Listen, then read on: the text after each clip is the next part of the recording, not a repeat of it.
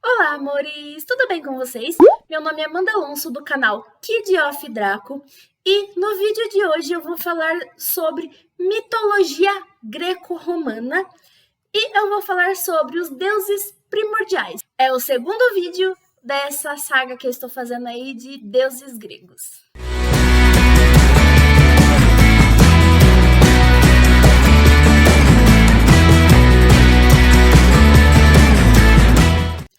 Bom, pessoal, antes de começar a falar sobre os deuses gregos, eu vim aqui informar que eu finalmente estou divulgando o meu livro. Finalmente publiquei. E o livro vai estar na pré-venda até dia 1º de dezembro. Então, corre lá, porque logo vai acabar a pré-venda e aí, né, não vai dar para comprar o livro. Ele é somente em formato, quer dizer, vai dar para comprar o livro, mas não no valor promocional, porque ele está no valor promocional de pré-venda. Então, aproveita e corre lá para comprar o livro. É só em e-book, tá? Não tem livro físico.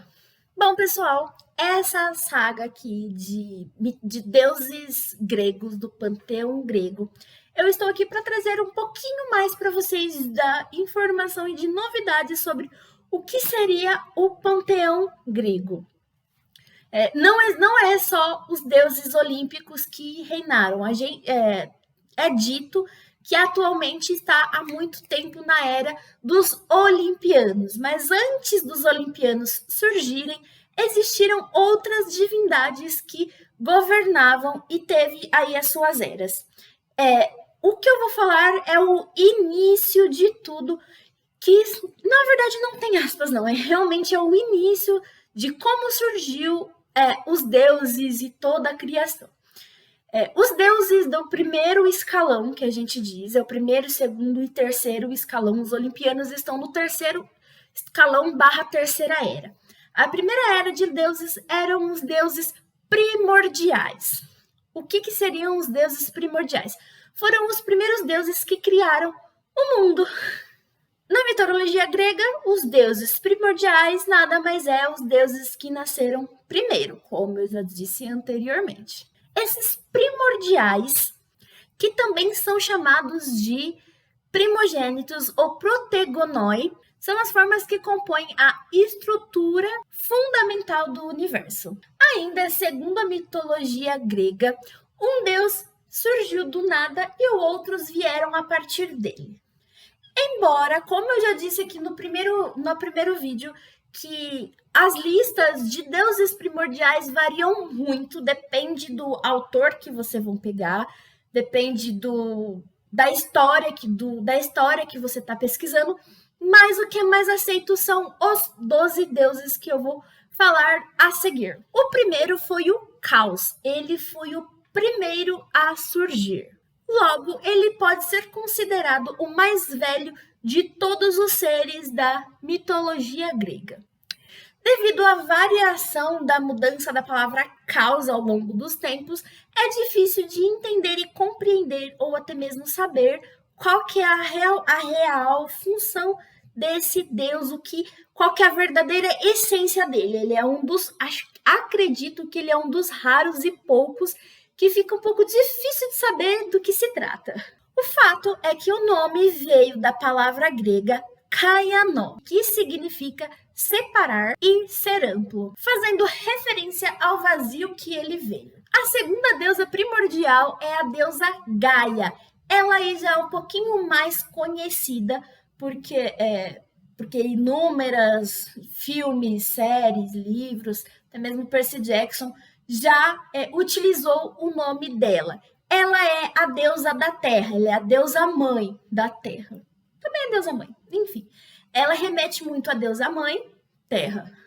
Gaia é a mãe de todos os outros deuses, exceto 2, se eu não me engano, que eu já vou falar deles um pouquinho mais lá frente, mas de todos os outros deuses vieram dela.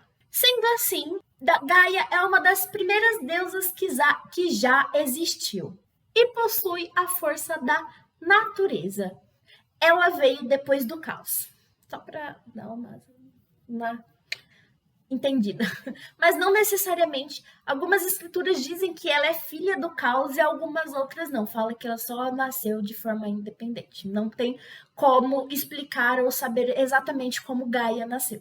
Foi Gaia que deu origem a Pontos, a Urano e às montanhas. O terceiro deus primordial, também vindo do caos, é o deus Tártaro, que as pessoas confundem, que além de ser um lugar, ele também é um deus.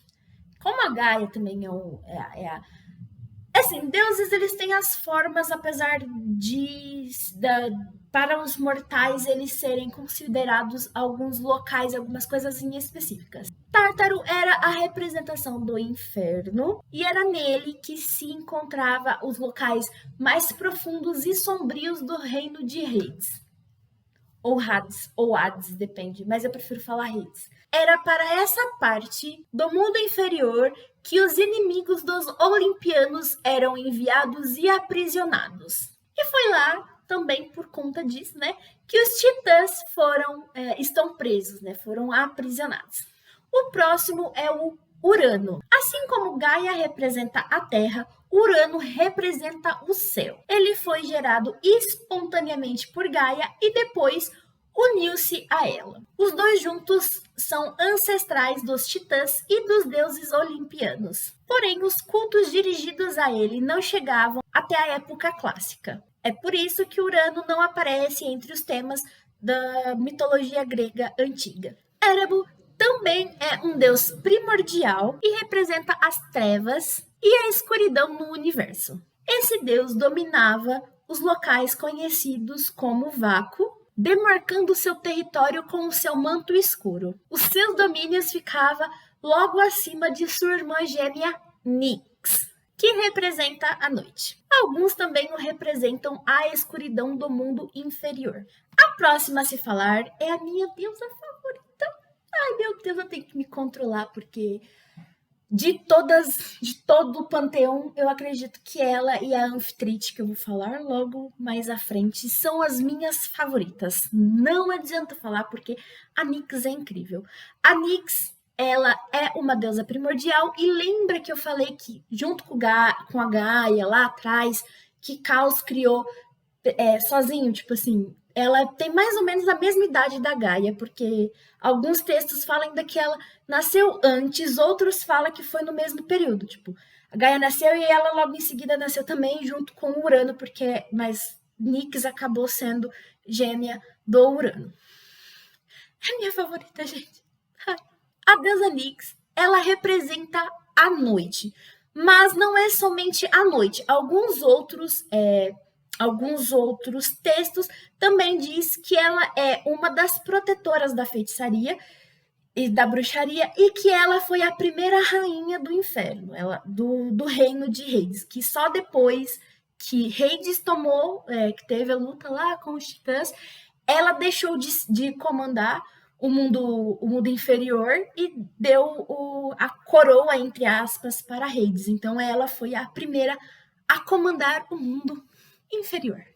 Com Érebo, ou espontaneamente, Nyx gerou outros vários deuses e todos eles são simplesmente poderosos. Né? Todo mundo meio que tem medo da Nyx e dos filhos dela, principalmente porque é a Nyx que possui o Elixir. Não é o Elixir, mas eu vou falar Elixir para vocês entenderem. O Elixirzinho assim que dá a imortalidade aos deuses. Então ela é a única pessoa que consegue tirar a mortalidade de um deus ou consegue dar a um semideus a imortalidade. Ela é a única pessoa que consegue fazer isso. Então o Olimpo, Zeus pelo meio tem que o medinho dela assim, sabe? Na surdina, assim, vão ficar só pra gente, assim. Zeus tem um pouquinho de medo dela. Vocês viram como que eu gosto dessa deusa, né, gente? Ai. Uma das origens dos filhos de Nyx são os deuses Tânato, Asqueres, Hipinos, Moros, Coronte, etc. Um deles que eu também gosto muito é a deusa Nêmesis. Mas a Nêmesis tem duas histórias, mas enfim, isso daí vamos deixar para depois. Em Momento Sublime, ela também gerou alguns deuses que são de luz, não são de escuridão, sombrios como são os filhos anteriores, que é o exemplo da Hemera e do Éter. Inclusive, aqui um parênteses, a Nyx, ela ajudou a aprisionar o marido, porque ela se casou, porque você sabe que na mitologia grega esse negócio de incesto meio que você vê e fala assim, sério isso? Você fica meio que surpreso. E então, numa das lutas lá, foi a Nyx que a Nyx viu como o marido dela estava sendo um escroto, babaca. Ela ajudou os olimpianos a prender o marido dela, que é o irmão gêmeo dela, o Urano no Tártaro. Então, tem mais ainda esse fator aí a favor dela. Gente, eu tenho que parar, porque se eu for ficar falando da Nyx aqui, eu vou falar o vídeo inteiro. Vai ser um vídeo só sobre a Nyx. Vamos agora para a próxima deusa primordial, que é a Hemera. Hemera é filha de Érobo e Nyx, e ela representa o dia e a luz. No romance que teve com seu gêmeo Éter, como eu disse anteriormente, deuses gregos não entendem muito bem o que é não ter incesto, o que é relações parentescas, relações familiares, né? Eles não parece que não entendem muito bem disso. E através dessa união, ela gerou Thalassa e também a seres antropomorfos como cólera, tristeza e mentira. É engraçado porque, né, ela é tão do bem assim, né, e foi criar umas criaturas tão...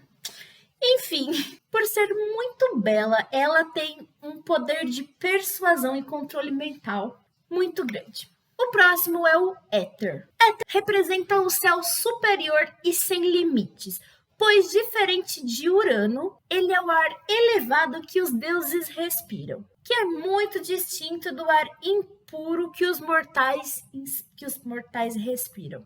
Éter é irmão de Hemera e filho de Erebus e Nyx. O próximo deus grego é o Pontus. Segundo a mitologia grega, Pontus também nasceu espontaneamente de Gaia. E como sempre, né, depois teve um romance com ela, porque Jesus misericordioso.